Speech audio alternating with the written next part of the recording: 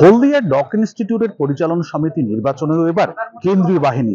এই মুহূর্তে আমরা রয়েছি হলদিয়ার যে বিবি ঘোষ অডিটোরিয়ামে, সেখানেই হচ্ছে হলদিয়ার যে ডক ইনস্টিটিউটের যে পরিচালন সমিতি রয়েছে তার কিন্তু নির্বাচন চলছে, এবং এই যে সেই নির্বাচনে যে কেন্দ্র রয়েছে তার মূল যে গেট, সেখানেই আমরা দেখতে পাচ্ছি কেন্দ্রীয় বাহিনীর জওয়ানেরা তারা রয়েছেন। যে সমস্ত ভোটাররা তারা ভেতরে ঢুকছেন তাদেরকে আই কার্ডও চেক করা হচ্ছে।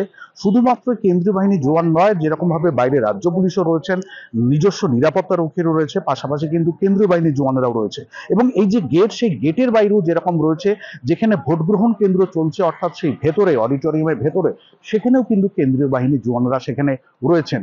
বিরোধীরা অভিযোগ করছেন একযোগে যে এর আগে বিভিন্ন রকম ভাবে ভোটারদেরকে ভয় দেখানো হতো, তাদেরকে হেনস্থা করা হতো।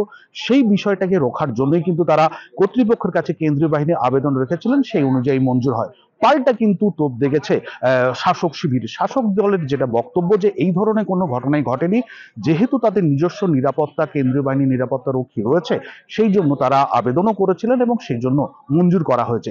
এখন এই কেন্দ্রীয় বাহিনীর ঘেরাটোপে নির্বাচন কতটা শান্তিপূর্ণ হয় সেটাই এখন দেখার বিষয়। হলদিয়া থেকে ক্যামেরায় মানুষ জানার সঙ্গে বিটন চক্রবর্তী, এবিপি আনন্দ, পূর্ব মেদিনীপুর।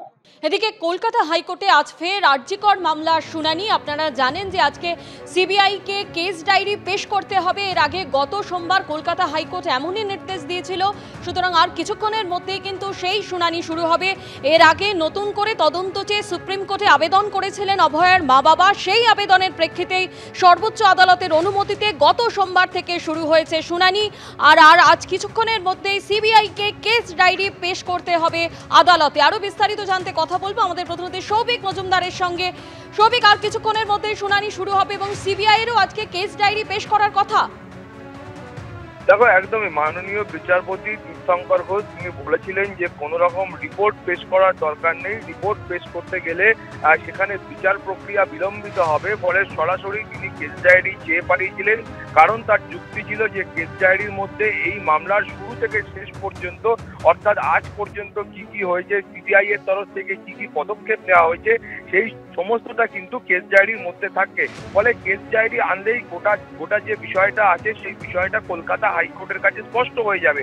এর পাশাপাশি তোমার মনে থাকবে যে মাননীয় বিচারপতি তীর্থঙ্কর ঘোষ তিনি কিন্তু বেশ কয়েকটি প্রশ্ন করেছিলেন, ফলে এই সমস্ত প্রশ্নের উত্তর কলকাতা হাইকোর্টের কাছে আজকে স্পষ্ট হতে পারে।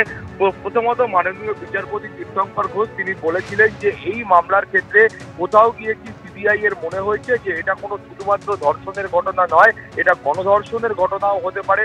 এই প্রশ্ন তিনি সিবিআই কে করেছিলেন। তার পাশাপাশি তিনি প্রশ্ন করেছিলেন যে এটা যদি সিবিআই এর কোথাও গিয়ে মনে হয় যে এটা গণধর্ষণের ঘটনা, সেক্ষেত্রে সিবিআই কাকে বা কাদের কাছে সন্দেহ করছে, সেই প্রশ্নও কিন্তু মাননীয় বিচারপতি তীর্থঙ্কর ঘোষ করেছিলেন। ফলে আজকে বিচার প্রক্রিয়া আরম্ভ হলে একদিকে যখন কেস ডায়েরি আসবে এবং তার পাশাপাশি এই সমস্ত প্রশ্নের উত্তরও প্রকাশ্যে আসার একটা সম্ভাবনা আছে। স্বর্ণালী, ধন্যবাদ সৌভিক।